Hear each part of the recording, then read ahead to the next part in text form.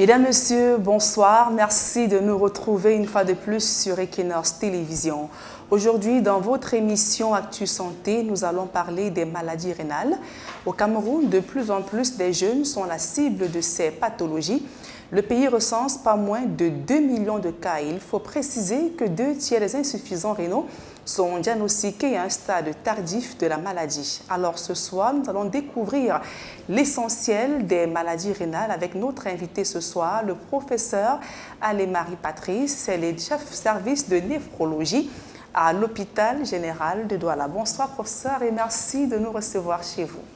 Bonsoir Nadine, et c'est un véritable plaisir de vous recevoir encore une fois à l'hôpital général et de nous donner l'opportunité de parler des maladies rénales. Mesdames et messieurs, merci pour votre fidélité. On se retrouve dans quelques secondes seulement pour notre entretien avec l'invité du jour.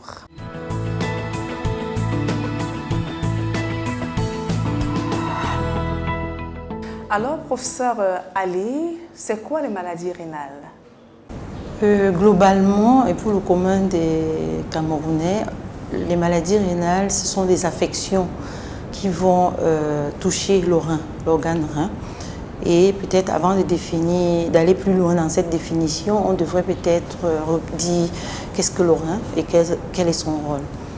Donc le rein, qui sont normalement au nombre de 2 chez l'être humain, est un organe en forme de rognon qui est situé dans la cavité abdominale en arrière, dans la zone lombaire, et qui pèse environ 150 grammes, qui a une longueur d'environ 12 cm, une largeur de 6 cm chez un sujet normal, chez un adulte normal.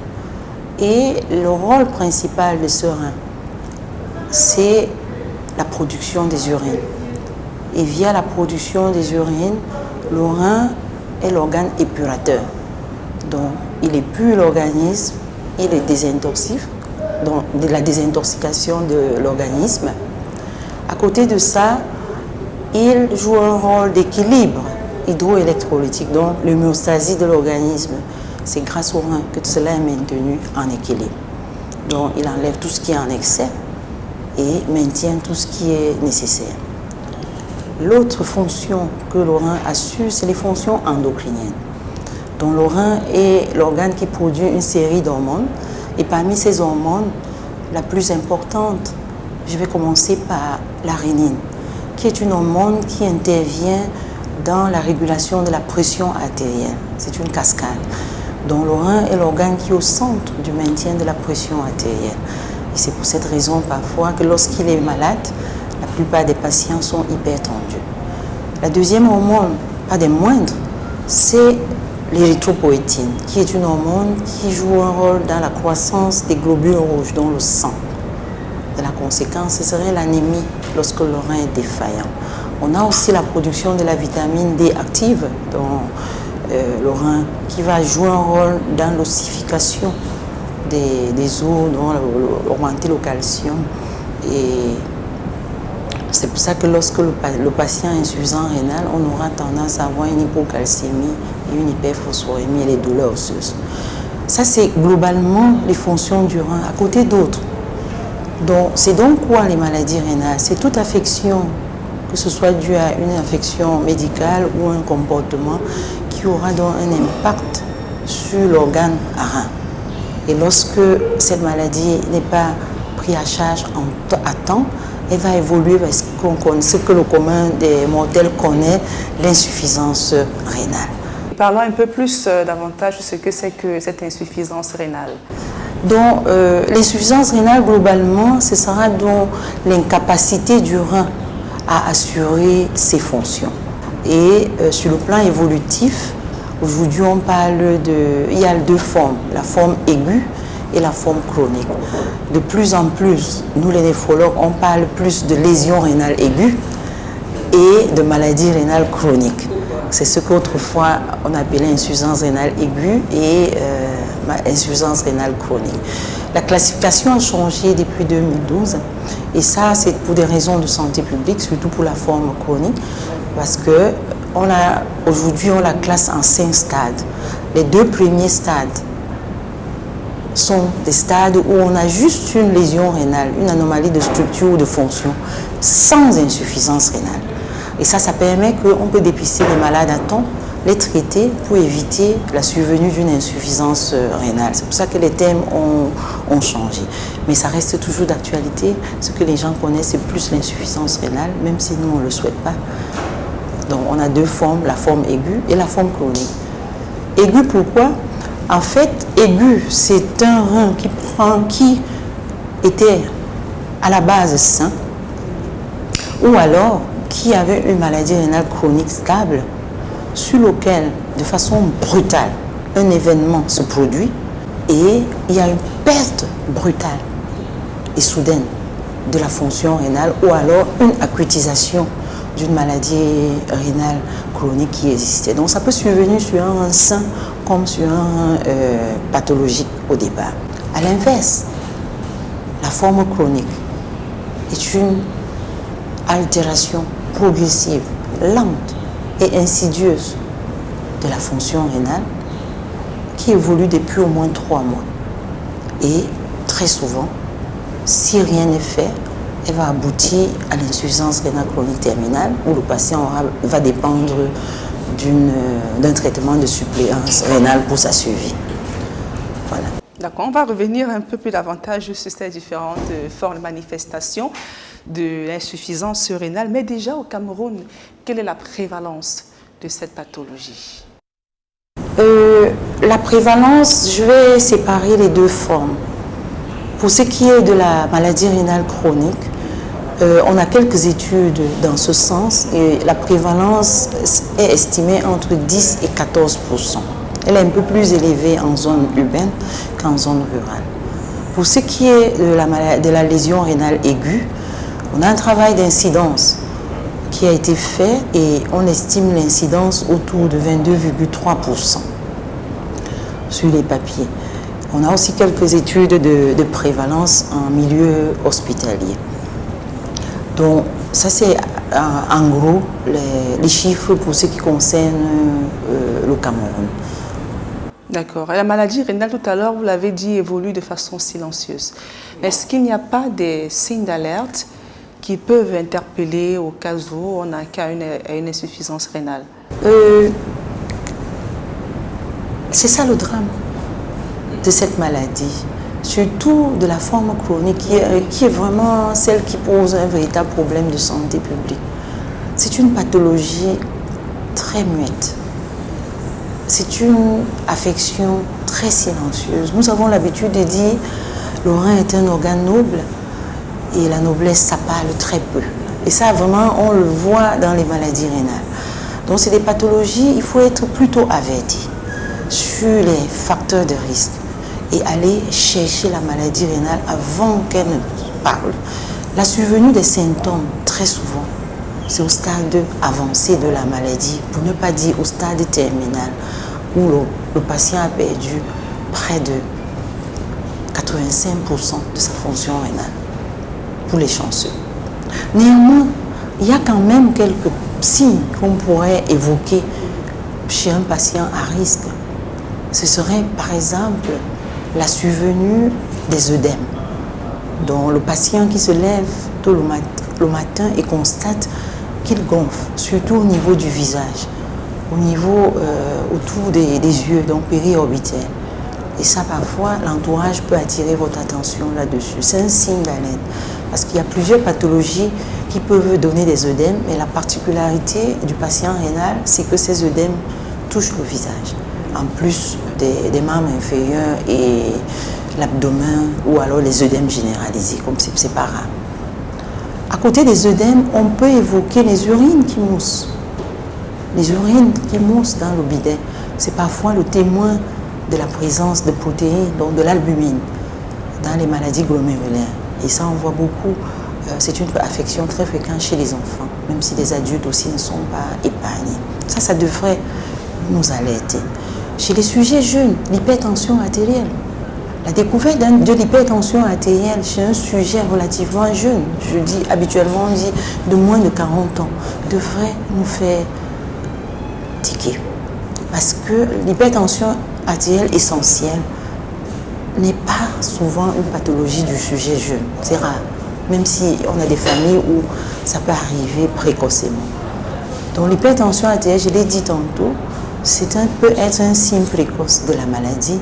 Et donc devant la découverte d'une hypertension artérielle chez un sujet, il faut toujours se demander si le rein n'est pas par hasard aussi coupable.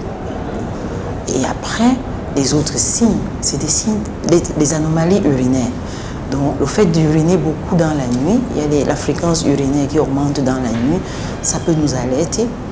Et après, on a des anomalies, la baisse de la quantité d'urine, mais c'est souvent déjà des signes de maladie avancée, donc on peut être oligurique comme nous disons, et plus tard, si rien n'est fait, on va évoluer vers l'anurie en fonction de l'étude, de la cause de la maladie. Les autres symptômes, c'est les signes du syndrome urémique, c'est-à-dire vraiment les signes de l'intoxication de l'organisme. Là, le patient va avoir des signes généraux, une fatigue extrême, une perte d'appétit, un dégoût pour la viande, vraiment les nausées matinales et même des vomissements. Ouais, c'est des signes non spécifiques qui ne réfèrent pas tout de suite à la sphère uronéphrologique. Donc, on n'y pense pas parce que tout de suite le malade est orienté vers la consultation en médecine générale ou de la gastro, puisque c'est les nausées, vomissements. Les autres signes, c'est les signes neurologiques. Et là, c'est très tardif. Le malade est somnolent, ou le malade peut même être confus. Et plus tard, il peut même convulser et entrer dans un coma.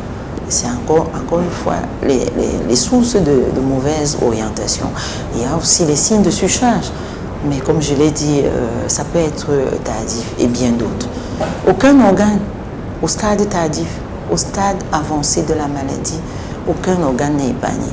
Donc, ça peut aller dans tous les sens. De la peau, en passant par les sphères endocriniennes, jusqu'à la sexualité.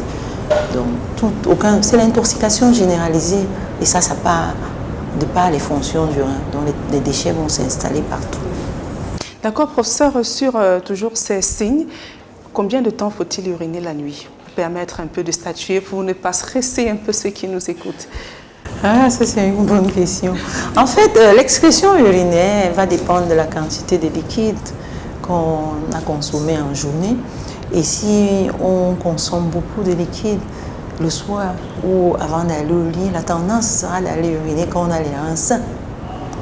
Donc, le rein est un organe très intelligent, que ce soit en journée ou en la nuit. Il ne va que sortir la quantité qui n'est pas nécessaire pour votre organisme quand vous êtes en santé. Donc, il n'y a pas de règle. Mais on pense que si vous sortez déjà 3 fois par jour, par nuit, si vous n'avez pas entretenu cette necturie, il faut déjà se poser des questions. C'est-à-dire, si vous n'avez pas bu de l'eau dans la nuit, il faut 3 à 5 fois, ça pose problème. D'accord. Oui, professeur, toujours dans vos propos, vous avez dit qu'on constate que l'insuffisance chronique est plus avancée en zone urbaine. Qu'est-ce qui fait problème? Vous avez évoqué également quelques causes, notamment comme l'hypertension artérielle. Est-ce qu'il n'y a pas d'autres facteurs de risque? Les facteurs de risque sont nombreux. Et les facteurs de risque, que ce soit de la forme aiguë ou de la forme chronique, ça peut être soit les comportements, liés au comportement, ou alors dû à certaines pathologies. Pour ce qui concerne la forme chronique, les pathologies qui peuvent créer la maladie rénale chronique, chez nous, on va rester chez nous, par ordre de fréquence, c'est d'abord les infections qui sont les pourvoyeurs de maladies glomérulaires, dont les glomérulonéphrites. Et parmi ces infections, le VIH est le chef de file, suivi des hépatites B et C, donc les infections virales. À côté des infections virales, on va citer les infections parasitaires, qui sont aussi nombreuses, et même certaines infections bactériennes. Après les infections, vous ne citez que celles-là, on a l'hypertension artérielle, essentielle en ce moment-là, parce que j'ai dit tantôt que ça pouvait être un symptôme, qui est un grand pourvoyeur. C'est la deuxième cause chez nous, suivie du diabète sucré.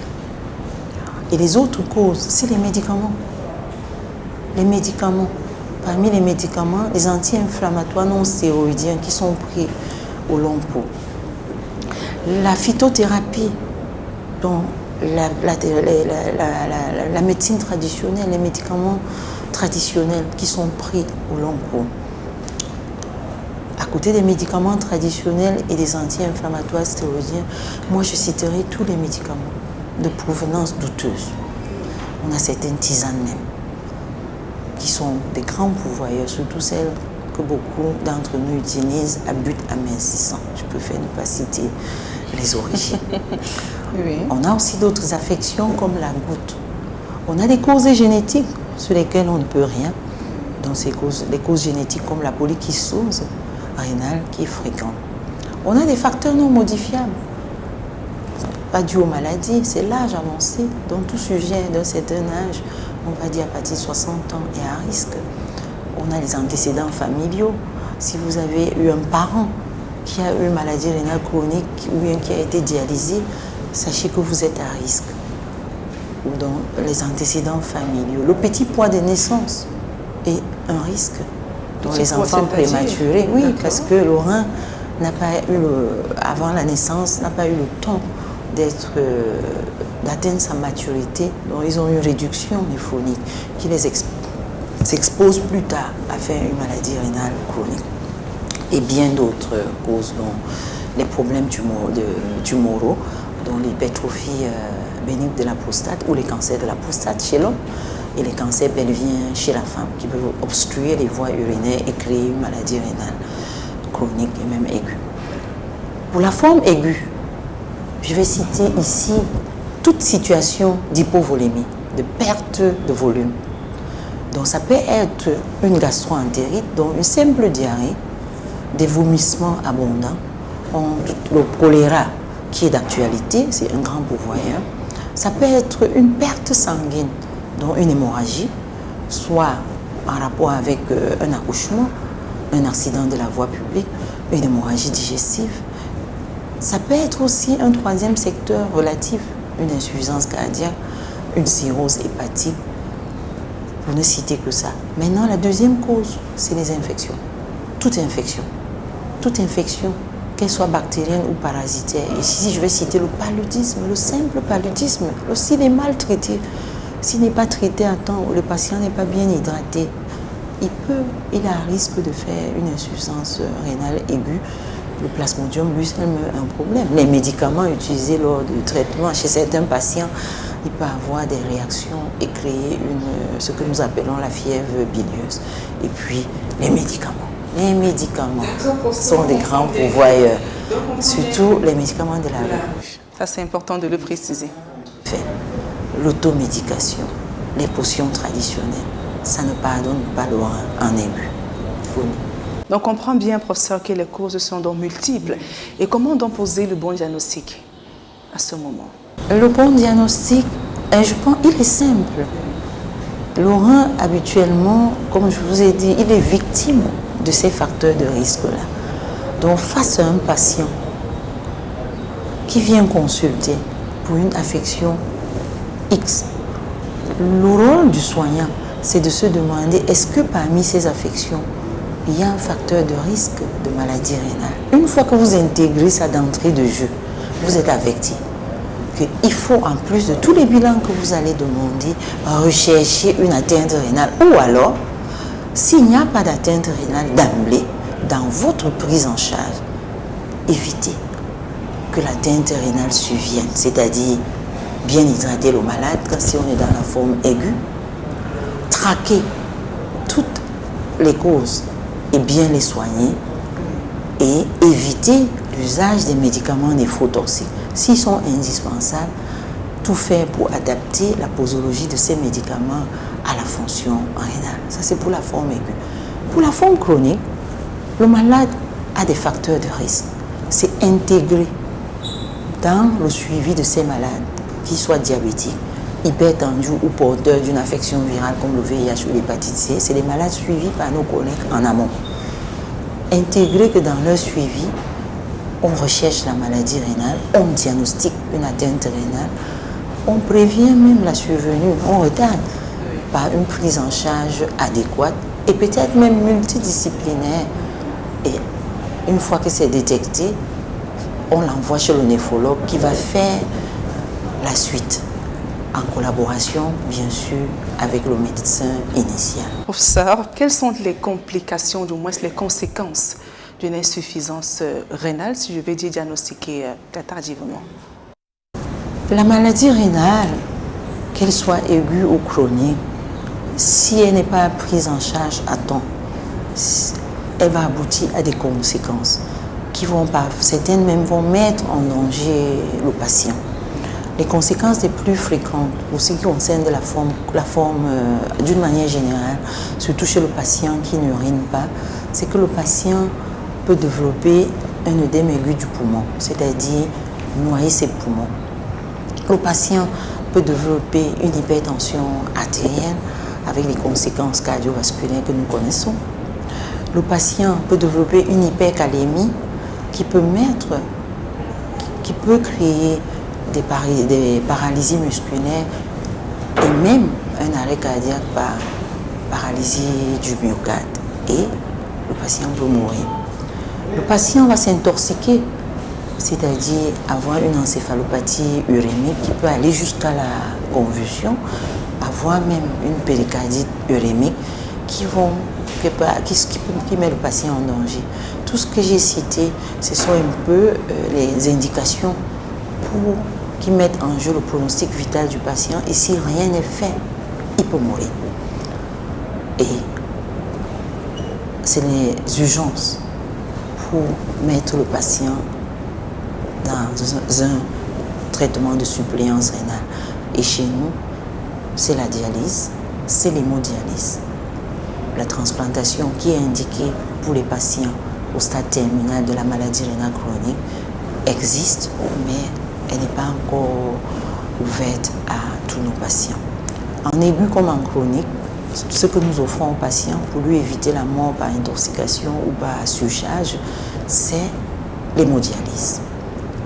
Et comme je vous ai dit tantôt, en aigu, c'est de bons pronostics. Lorsque le patient est pris en charge de façon adéquate et précoce, il va récupérer. D'accord. Et lorsqu'il s'agit de l'hémodialyse, elle se fait combien de fois? L'hémodialyse, donc, c'est le traitement de suppléance rénale le plus répandu dans le monde et disponible chez nous depuis plusieurs décennies. Les recommandations internationales, c'est de faire au moins 12 heures de dialyse par semaine, réparties sur 3 séances de 4 heures par semaine. C'est ce qui est idéal. Revenu au Cameroun, l'hémodialyse, c'est un traitement qui est subventionné, largement subventionné par l'État, la séance, à plus de 95%. Et ça coûte extrêmement cher. Ce que nous offrons à nos patients, à tous les patients, c'est 2 séances de dialyse de 4 heures par semaine. Et c'est compatible avec la vie, même si ce n'est pas l'idéal. Pour les patients qui peuvent avoir du matériel, nous leur offrons la 3e séance de dialyse à leurs frais. Et chez certains malades, lorsqu'il y a une indication médicale, automatiquement, nous leur offrons la 3e séance au prix subventionné qui est de 5 000 francs par patient, par séance. Et lorsque les séances ne sont pas respectées, forcément les conséquences sont désastreuses? Oui, bien entendu. Le minimum, c'est les 2 séances par semaine. Idéalement, 3 séances par semaine. Et c'est un soin qu'il faut absolument que le patient respecte. Parce que c'est la suppléance rénale. C'est en fait la seule possibilité pour le patient de se débarrasser de tous les déchets qui s'accumulent parce qu'il n'a pas de fonction rénale. D'accord, professeur, on va devoir sortir de cette émission. Alors, en termes de prévention, qu'est-ce qu'on devrait donc retenir ou encore d'hygiène du malade? La prévention, elle est capitale. Et c'est vraiment ce qui nous tient à cœur. Parce qu'on peut prévenir les affections rénales. Le rein n'étant que la victime. On peut prévenir par une bonne hygiène de vie, dans les mesures hygiéno-diététiques. Mener une vie saine. Les mesures hygiéno-diététiques, c'est quoi? Réduire la consommation de sel. Lutter absolument contre l'obésité. Donc c'est quoi? Manger moins gras, manger moins de sucre, diminuer le sel, qui est un grand pourvoyeur de l'hypertension artérielle, diminuer les viandes rouges, c'est pour tous les adultes, il le faut, et faire de l'exercice physique, arrêter de l'alcool, arrêter le tabac, tout ça, c'est gratuit. C'est gratuit. Faire de l'exercice physique soutenu, pas celle que nous voyons très souvent, c'est au moins 3 séances par semaine, 3 à 5 séances par semaine, d'une durée minimum de 30 minutes. Donc globalement 150 minutes au minimum par semaine.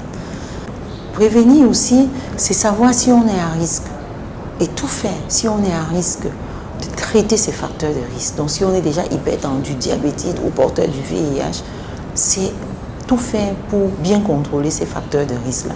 Éviter les comportements à risque, l'automédication, les médicaments de la rue, les potions traditionnelles non contrôlées. Je ne dis pas que la médecine traditionnelle est mauvaise, qu'on me comprenne pas mal, mais il y a le contrôle. Il faut aller vers ceux chez qui ont un agrément et ne soigner que la pathologie pour laquelle la potion est indiquée. Pour ce qui il y a aussi des médicaments conventionnels qui sont dangereux. Donc, ne prendre que des médicaments sur une prescription médicale. Merci, professeur. Merci, professeur Allé, Marie-Patrice, d'avoir répondu aux questions d'Actu Santé ce soir. C'est moi qui vous remercie pour l'opportunité que vous nous avez donnée et nous vous invitons tous à la campagne de dépistage que nous organisons demain dans le service pour la prévention. Vous êtes chef service de néphrologie à l'hôpital général de Douala. Mesdames et messieurs, merci de nous avoir suivis. On se retrouve mercredi prochain pour notre édition d'Actu Santé et prenez bien soin de vous.